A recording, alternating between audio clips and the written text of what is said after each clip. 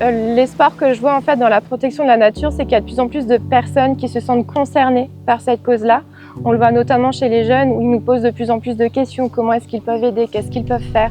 C'est vraiment un réveil en fait de la société sur cette question-là.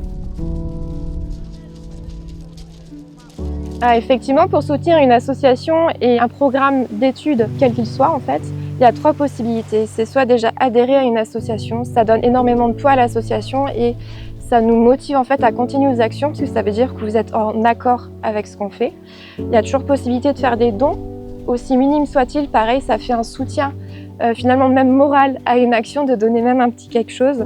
Et bien sûr, vous pouvez devenir bénévole. Peu importe le temps que vous donnez, que ce soit 1 heure, que ce soit 1 semaine, que ce soit 1 an, même la plus petite minute de bénévolat est très importante dans une association et pour en fait le bien d'un réseau quel qu'il soit. La règle d'or du bénévolat, c'est il fait comme il peut et comme il veut, comme il le souhaite en fonction de ses intérêts, de ses attraits, et peut avoir plus ou moins de responsabilités.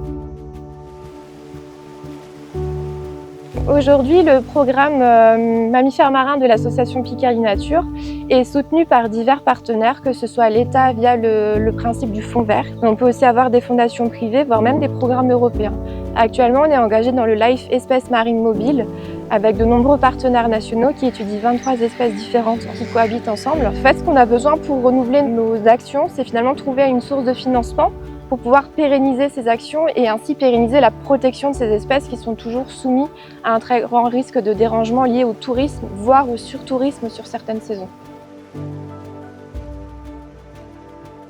En fait, soutenir une association, c'est défendre toutes ces actions, d'autant plus sur des actions de protection du patrimoine naturel. C'est vraiment un enjeu, même plus à long terme, ça devient à court et moyen terme. On a vraiment besoin d'agir concrètement pour protéger des espèces, protéger des habitats, de la destruction qu'il peut y avoir, des changements climatiques globaux et du dérangement de l'espèce qui est toujours continuel finalement. On n'a vraiment plus de période de pause. Donc soutenir une association, c'est soutenir ses actions et protéger des espèces tout au long de l'année pour vraiment avoir un poids dans ces actions-là. En fait, on travaille de façon cohérente et concertée pour protéger ces espèces et ces habitats, que ce soit avec les structures 100% locales ou les partenaires comme la Réserve naturelle nationale de la baie de Somme, le Parc naturel marin des estuaires Picard et de la mer d'Opale, entre autres.